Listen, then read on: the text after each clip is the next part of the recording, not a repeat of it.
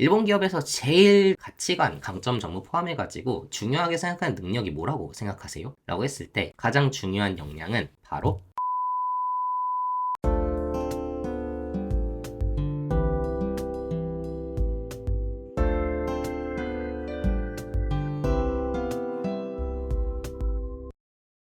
안녕하세요 여러분, 도쿄 커리어 스튜디오의 테디입니다. 오늘은 지난 자기분석 업계연구 개요에 이어서 자기분석 실전편으로 돌아왔습니다. 근데 여기 1이라고 적혀져 있죠. 이게 내용을 정리하다 보니까 꽤나 좀 길어질 느낌이 있어가지고 좀 두 가지로 나눠서 좀 진행을 하려고 해요. 해가지고 첫 번째 같은 경우는 우선 여러분들 잘 생각해 보시면은 인재상이나 가치관, 강점 이런 것들이 사실 리스트를 좀 뽑아보면은 뭐 어디 가면 가치관 리스트 100, 강점 리스트 100 혹은 뭐 1000개씩도 있고 하는데, 사실 저희가 일본 취업을 생각하면 그런 것들을 다 본다라고 하면 오히려 반대로 인사 담당자들도 그렇고 분석을 해야 되는 입장에서 사실 힘들 수 있잖아요. 그래가지고 실제로 일본 신졸 시장에서 인사 담당자들이 원하는 인재상에 대해서 우선은 알아보고 그거에 준해가지고 우리가 어필해야 할 딱 그것만 필터링 해가지고 가져가는 시간을 먼저 가져보도록 하겠습니다. 해가지고 2025년 인사백서로 본 핵심 역량과 업계별 특성에 대해서 먼저 1편을 살펴보도록 하고요. 그리고 2편에서는 이어서 실제로 워크시트와 여러 가지 툴을 활용해 가지고 여러분 스스로 분석을 할 수 있는 방법을 알려드리도록 하겠습니다. 저의 자기 분석 예시를 가지고서 같이 한번 진행해 보려고 하는데요. 어떻게 여러분들 준비되셨나요? 자, 그러면은 바로 들어가 보도록 하겠습니다. 우선은 자기 분석의 진짜 목적에 대해서 한번 생각해 볼 필요가 있을 것 같아요. 가장 중요한 거는 이 자기 분석을 통해서 하는 첫 취업, 일본에서 신졸로서 시작하는 이 시작점이라는 거는 절대 끝이 아니라는 점을 꼭 여러분들이 참고해 주시면 좋겠습니다. 이 취업 활동에서 자기 분석을 잘 하려고 하는 목적이 물론 나에게 맞는 직장을 찾는 게 1차적이긴 합니다. 그런데 완벽한 첫 직장을 찾으려는 목적은 아니라고 봐주셔야 될 것 같아요. 왜냐면은 자기 분석을 아무리 열심히 한다고 하더라도 실제로 사회에서 겪다 보면은 내가 생각했던 것랑 너무 다른 경우가 많기 때문이죠. 그런데 왜 그러면은 우리가 자기 분석을 열심히 해야 되느냐라고 했을 때는 자신한테 적합한 연착륙 지점, 소프트 랜딩을 할 수 있는 좀 그런 곳들을 찾는다고 생각해 주시면 될 것 같아요. 그래서 뭐냐면은 입사 후에 아무리 힘들고 좀 거지 같은 요소들이 있다 하더라도 좀 어느 정도 그래도 나랑 맞는 곳이라 그러면은 어찌저찌 버텨나갑니다. 그런데 정말로 안 맞는 곳에서 시작을 해버리면은 그 즉시 좀 그만둘 수밖에 없는 상황이 이루어지기 마련인데요. 결과론적으로는 아무리 짧아도 사회에서 최소 1, 2년 혹은 3년까지는 버텨봐야지 좀 알 수 있는 것들이 상당히 많습니다. 그 정도까지는 좀 겪어봐야지 본인만의 커리어의 축이 생길 거고 해가지고 완벽한 직장을 찾기 위해서 뭔가 하는 거는 사실은 없다라고 봐주시는 게 더 좋을 것 같아요. 완벽한 답이라는 게 있을 수가 없죠. 사회생활이라는 것 자체가 이런 완벽주의를 추구함으로써 이런 취업 기회를 놓치는 게 저는 훨씬 더 큰 리스크라고 생각을 합니다. 그래가지고 빠른 행동이 훨씬 더 중요하다라고 매번 말씀을 드리고 있고요. 해가지고 그럼 자기 분석을 통해서 가져야 되는 목표를 이렇게 세 가지로 좀 구분을 해보면 우선은 이 사회에 적응하는 기간을 좀 가진다고 봐주시면 될 것 같아요. 그런데 이 사회에 적응한 첫 시작점으로서 정말 나한테 아예 안 맞는 것보다는 그래도 조금 어느 정도 좀 적응력을 가지고 좀 버틸 수 있는 그런 곳을 찾기 위해서 첫 자기 분석을 한다라고 생각을 하고, 실제로 다니면서 또 여러 가지 생각이 들 거고 또 경험이 쌓일 수밖에 없습니다. 이제 그런 것들을 가지고서 우리가 실제로 나한테 최적화된 파인 튜닝 할 수 있는 그러한 자리를 찾아가는 과정의 그 시작점이라고 봐주시는 게 가장 맞지 않을까라고 생각을 합니다. 이런 자기 분석의 목적 먼저 한번 말씀을 드리고 가고요. 그래서 오늘 배울 것은 뭐냐라고 했을 때 이렇게 네 가지 정도로 좀 정리해 볼 수 있을 것 같습니다. 우선 앞서 말씀드렸듯이 좀 가치관이나 강점, 그러니까 속히 말하는 능력이죠. 일본 신졸 취업에 필요한 능력에 대해서 실제로 2025년에 일본 인사백서라는 것이 발간이 되었는데, 제가 그동안 이제 인사 담당자들이나 실제 취업자분들이랑 들었던 얘기들이 되게 잘 정리되어 있는 것 같아서 요거를 기반으로 해가지고 한번 실제로 어떠한 점을 여러분들이 어필했을 때 효율적인 어필이 될 수 있는지 한번 같이 알아보도록 하고요. 그리고 그 과정에서 뭔가 일본이랑 한국의 용어는 비슷할 수 있는 좀 뉘앙스가 다른 것들이 좀 있습니다. 그런 것들 중간중간에 같이 알아가 보도록 하고요. 그리고 업계별, 기업 규모별 선호도 좀 차이점이 있는데 이런 것도 추가적으로 알아보도록 하고요. 그리고 이런 것들과 저의 지금까지의 노하우들을 통해 가지고 일본 신졸 취업에 필요한 핵심 가치관과 강점을 소개하는 시간을 가져보도록 하겠습니다. 해가지고 여기는 8대 가치관과 4대 강점 카테고리라고 되어 있는데 이 부분 뒤에서 좀 더 자세하게 알아볼 수 있도록 하겠습니다. 네, 그러면은 바로 들어가서 일본 기업에서 제일 가치관, 강점 전부 포함해가지고 중요하게 생각하는 능력이 뭐라고 생각하세요? 라고 했을 때 아마 여러 답이 나올 수 있을 것 같아요. 챌린지 정신이 있을 수도 있고 리더십이 있을 수도 있고, 한국에서는 뭐 문제 해결 능력, 갈등 해결 능력 이런 것들, 혹은 사고력 이런 것들도 많이 좀 순위에 올라오곤 하는데, 이 조사를 통해서 나왔던, 제가 지금까지 누차 들었던 가장 중요한 역량은 바로 커뮤니케이션 능력입니다. 근데 여기서 중요한 거는 커뮤니케이션 능력이라는 게 되게 오해가 많으신 것 같아요. 내가 일본어를 못해도 커뮤니케이션 능력이 떨어진다 이러시는 분들도 되게 많으신데, 아니에요. 그걸 얘기하는 게 아닙니다. 정말로 제가 인사 담당자분들이랑 얘기하면서 가장 많이 나오는 얘기가, 애들이 일본어는 잘하는데 뭔가 야리토리가 안 돼요 라는 이런 식으로 얘기하는 분들도 있었고, A를 얘기해서 B가 나오기를 기대했는데 B가 아니라 A가 다시 돌아온다든지 아니면 C나 D로 단다든지, 약간 이런 대화 자체가 좀 잘 되지 않는다는 이야기를 하는 분들이 많았습니다. 이런 일본어는 잘하는데 커뮤니케이션이 안 되는 한국인들이 꽤나 많다라고 얘기를 하더라고요. 사실 이 서베이 자체가 외국인에 대한 얘기가 아니라 그냥 채용 전체, 일본인을 포함한 모든 응모자들을 대상으로 가장 원하는 능력이라는 게 커뮤니케이션 능력이다 보니까 비단 한국 분들만의 문제는 아니라고 우선 이해해 주시면 될 것 같고, 그래서 커뮤니케이션의 세 가지 요소라고 하면 이렇게 세 가지로 나눠볼 수 있습니다. 상대방의 말을 잘 들어주는 경청력, 그리고 상대방의 의도와 상황을 정확히 이해하고 받아들이는 공감력, 그리고 마지막으로 그것들을 정리해가지고 나의 생각을 명확하게 전달하는 발신력, 이 세 가지로 볼 수 있습니다. 단순히 말만 잘해서도 안 되고 듣기만 잘해서도 안 돼요.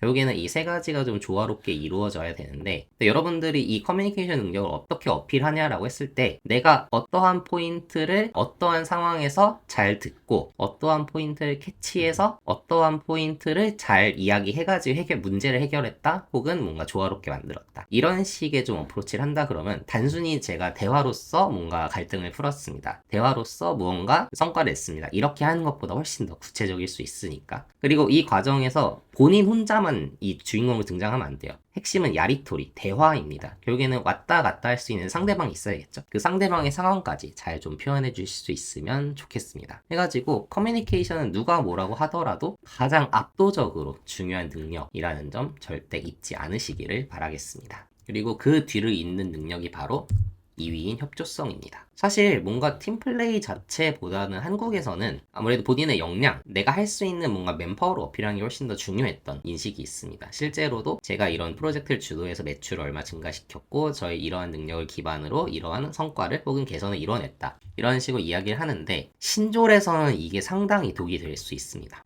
일본 기업이 예전에도 조직 차원으로 움직이는 거 되게 중시한다라고 말씀을 드린 적도 있었고, 핵심적인 건 그거인 것 같아요. 내가 뭘 잘해서 라기보다는 전제 자체가 일본에서는 내가 그룹의 구성원의 관점에서 생각하고 행동할 줄 아는, 이것이 상당히 중요하고요. 그렇기 때문에 내가 뭔가 돋보이게 의사를 표현하고 리소스를 활용하는 것보다는 팀 안에서 리소스를 내가 어떻게 관리하고, 그리고 서로의 의사를 어떻게 잘 들어주고 공유하고, 이러한 좀 유기적인 것들이 중요하고, 결국에는 이것들이 커뮤니케이션 능력과도 연결이 될 수밖에 없는 게, 이 상호 간의 의사소통이 결국에는 이 커뮤니케이션의 모든 능력에 포함이 되어 있고, 그리고 이 그룹 안에서 이루어지는 거다 보니까 결국에는 팀 안에서 뭔가 모나지 않고 잘 융화돼서 움직일 수 있다는 점을 좀 포인트로 잡아주시는 게 좋을 것 같습니다. 일본 조직에서는 좀 성과라는 결과도 당연히 중요하지만, 이 구성원이라는 사람은 이 진행 과정에서 어떻게 팀플레이 했는지, 이 과정 자체에 훨씬 더 좀 중점을 두는 경우가 많습니다. 그리고 내가 그 과정 안에서 어떠한 기여를 했는지가 사실은 훨씬 더 이런 성과 평가나, 그리고 조직 안에서의 좀 내 타치바를 공고히 하는데 훨씬 더 중요합니다. 오히려 모난돌이 정맞는다는 표현이 있는데, 이거 일본에 똑같이 쓰일 수 있는 그런 부분이기 때문에, 내가 어떤 결과물을 냈다 이런 걸 어필하기보다는 정말 이 팀의 일원으로서 뭔가 프로젝트에 어떠한 기여를 했는지, 그리고 멤버들과 좀 융화해가지고 개선점을 찾아 진행했다든지, 이런 식으로 일종의 한 단계 좀 약간 완화된 표현을 좀 써주시는 게 협조성을 어필하는데 훨씬 좋습니다. 여러분 아마 호렌소 문화라고 많이 들어보셨을 것 같은데, 결국에는 이 보고, 연락, 상담 이런 것들도 이 팀플레이를 원활하게 하기 위한 그런 장치에 불과하고요. 이것들이 결국엔 큰 이제 카테고리를 보면 또 커뮤니케이션에 들어갈 수 있는 부분이다 보니까, 결국에는 이 협조성 그리고 커뮤니케이션이 좀 계속 결부돼서 움직일 수밖에 없습니다. 사실은 치트키라고도 할 수 있을 것 같아요. 정말 신졸에서 내가 뭘 어필해야 돼요? 라고 했을 때 이거 딱 두 개만 잘 어필할 수 있다라고 하면은 플러스 알파로 내가 잘할 수 있는 건 무언가 하나만 딱 있으면은 솔직한 말로 일본 신조에서는 거의 깡패가 될 수 있지 않을까라는 생각이 듭니다. 해가지고 이 협조성도 상당히 중요하다는 점 여러분 좀 잘 알아주셨으면 좋겠고요. 마지막으로 강조하자면 무엇을 이뤘는가 보다는 어떻게 함께 이뤘는가, 이 포인트로 본인보다는 팀에서의 기여도를 강조할 수 있는 이제 그런 구직자분들이 되어주셨으면 좋겠습니다. 그리고 그 다음으로 중요한 건 뭘까요? 라고 했을 때 성실성이랑 주체성이 동률이더라고요, 보니까. 이 또한 되게 일본스러운 표현이라고 볼 수 있겠죠. 근데 성실이라고 하면 한국에선 그냥 열심히 하는 거라고 좀 생각을 할 수가 있는데, 일본인들이 생각하는 성실은 조금 더 깊은 의미가 있는 것 같아요.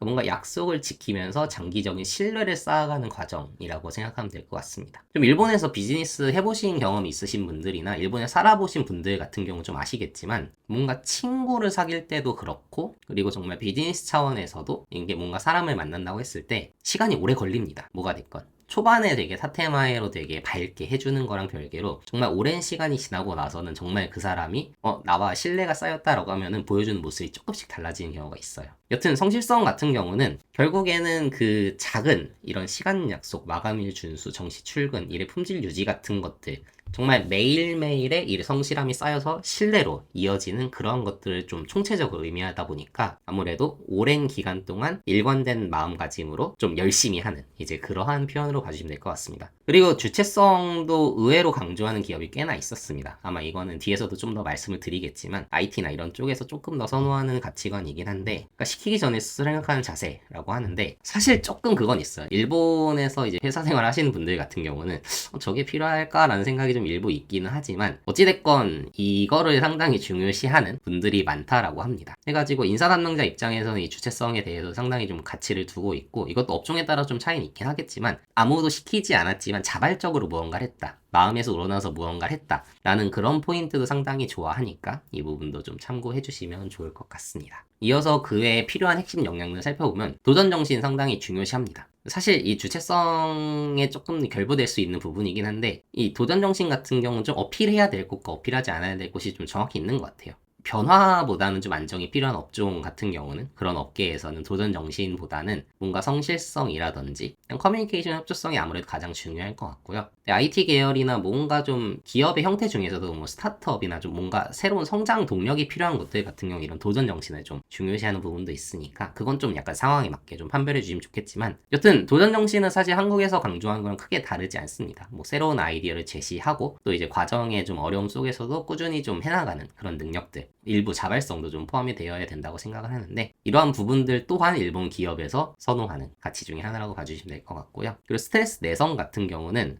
이거는 좀 신기하더라고, 이거를 강조를 하는구나 라고 좀 했었는데, 이게 특히나 서비스업 이런 쪽에서 좀 대면 업무 하는 쪽에서 많이 좀 이제 강조를 하는 가치 중에 하나입니다. 해가지고 이런 것들은 뭐 이제 아르바이트나 뭐 이런 것들에서 뭔가 오랜 기간 좀 고생을 했거나 아니면은 뭔가 프로세스 자체가 되게 길었는데 그 과정을 잘 버텨낸 인내력과 같은 가치를 가지고서 이제 여러분들 접근해 주시면 좋지 않을까 싶고요. 그리고 6위가 좀 의외였습니다. 치토라고 표현을 하더라고요. 지도. 결국엔 머리 좋음이라고 표현해 주시면 좋을 것 같은데, 지적 능력이나 사고력 자체, 그러니까 타고난 뭔가 좀 머리 좋음을 선호하는 사람들도 있었습니다. 좀 이거는 사실 좀 뭐라고 해야 될까요? 뭔가 엔트리 시트에서 바로 드러나는 부분은 아니고 SPI에서 좀 현격히 높은 점수를 받거나 아니면 면접에서 좀 얘기해보면 좀 이 사람이 즉각 뭔가 반응하는 게 좀 남다른 사람들이 있잖아요. 아마 그런 쪽에서 좀 발현이 될 거고, 그리고 다른 1, 2, 3, 4, 5위가 좀 안 좋은데 6위가 좋다고 뽑는 경우는 솔직히 거의 없다라고 봐주시면 될 것 같아요. 정말 일부를 제외하고는. 해가지고 1, 2, 3, 4, 5위 중에 괜찮은 게 있는데 머리도 좋다? 플러스 알파로 좋은 거라고 하면 훨씬 더 플러스 점수가 될 수야 있겠지만은, 어찌됐건 이런 걸 강조하긴 하지만 이게 100% 핵심은 아니다, 이렇게 좀 이제 이해해 주시면 좋을 것 같아요. 그리고 상당히 다른 걸로는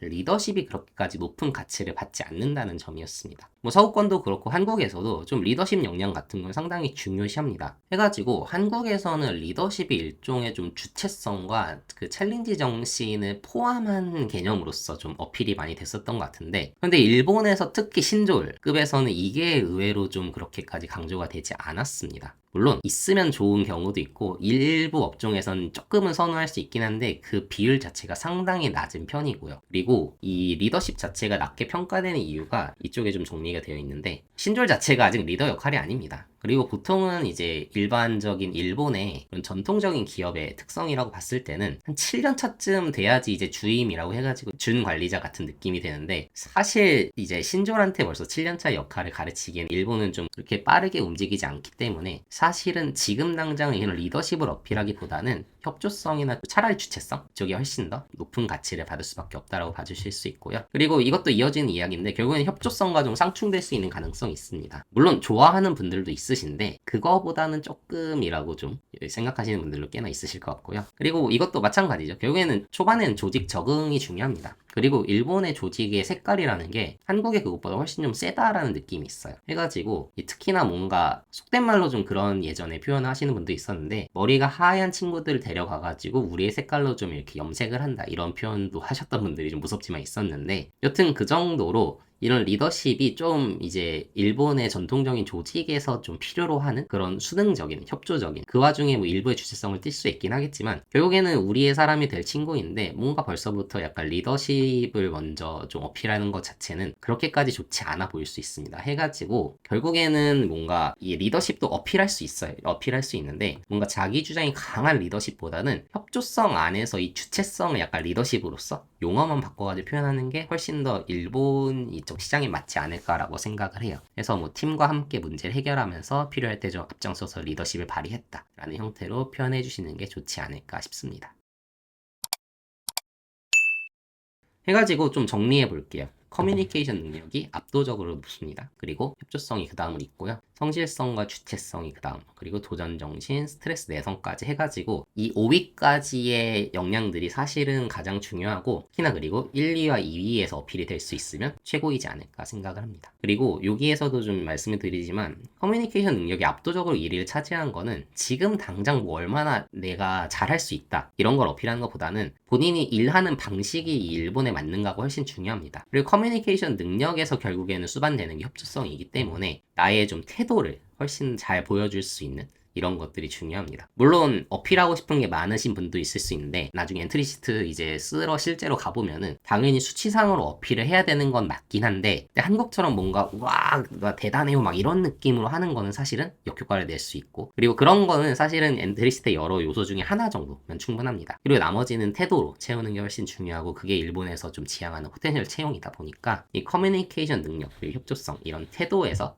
본인이 얼마나 일본인들과 맞춰서 발맞춰서 일할 수 있는지를 보여주시는 게 중요합니다. 그리고 중요한 것 중에 또 하나가 이 상위 5개 능력이 전부 다 40%가 넘더라고요. 이 중복을 3개까지 찍을 수 있게 아마 서베이에서 해놓은 걸로 알고 있는데, 결국에는 이 안에 다 몰렸다는 거잖아요. 해가지고 보통 뭐 커뮤니 협조는 깔아놓고서 도전 정신 한다든지 아니면은 요거 1, 3번 해놓고 5번을 찍는다든지 뭐 이런 식으로 했을 것 같은데, 어찌됐건 이 보통 엔트리 시트에서 뭐 3, 4개 정도의 문항을 요구한다라고 하면은 하나만 어필하기보다는 여기에 있는 것들을 좀 골고루 쓸 수 있는 그런 것들이 필요하고, 그리고 이렇게 골고루 쓸 수 있도록 여러분들이 자기 분석을 통해서 에피소드를 잘 매칭해 놓는 게 이제 필수적이지 않을까라고 생각이 듭니다.